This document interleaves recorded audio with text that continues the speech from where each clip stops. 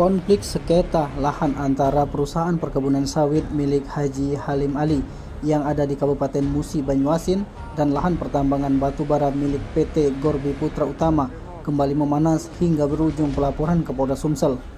Pelaporan itu dibuat setelah adanya dugaan penyerobotan lahan seluas 10 hektar milik PT Sentosa Kurnia Bahagia yang ada di Desa Sako Suban, Kecamatan Batanghari Leko, Kabupaten Muba yang diduga dilakukan oleh PT GPU.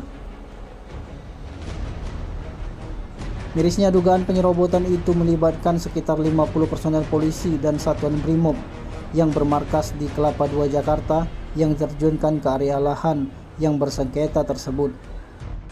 50 personel BRIMOB itu bersenjata lengkap diterjunkan untuk mendampingi alat berat milik PT GPU yang hendak melakukan penggalian di area lahan yang bersengketa dengan PT SKB.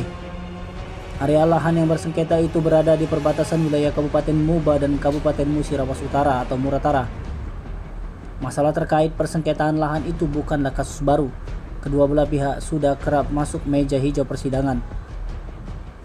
Terakhir di tahun 2023, PT GPU memenangkan gugatan perdata di PT UN Jakarta yang isinya pembatalan hak guna usaha milik PT SKB. Namun belakangan PT SKB juga mengajukan banding ke PT UN Jakarta atas putusan PT UN Jakarta tersebut.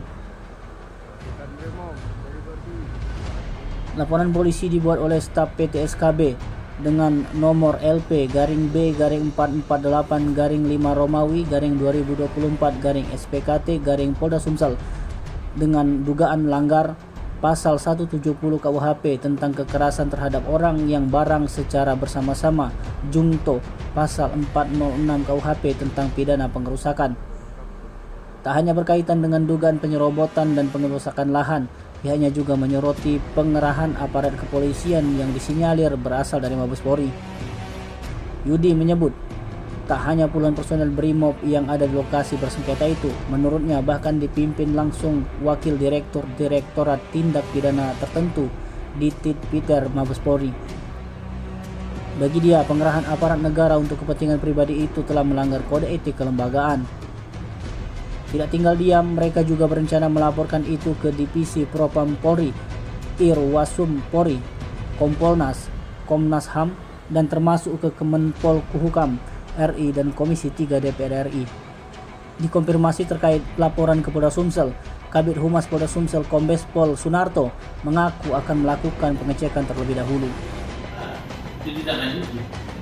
Ya, karena bukti kita kepemilikan hak kita berdasarkan putusan PT itu, berarti kita sudah mengeluarkan bahwa kita masih memiliki hak itu di data topik itu. Sedangkan IUP ini kan bukan bukti kepemilikan penguasaan terhadap hak tanah. Jadi dia tidak agar menindaklanjuti perkara ini dalam hal pengerusakan secara bersama-sama. Yang kita minta ini adalah pelanggaran pasal 170 Junto 406. Ya, 170 adalah pengerusakan kekerasan terhadap orang dan barang secara bersama-sama. Juntukan kepada 406 itu tidak ada pengerusakan. Kita mintakan juga juntukan itu. Kan ada otaknya ya, yang menyuruh melakukan. Yang itu yang kita laporkan ke Polda tadi. Kita laporkan itu. Tim Liputan Sumsel Update TV melaporkan.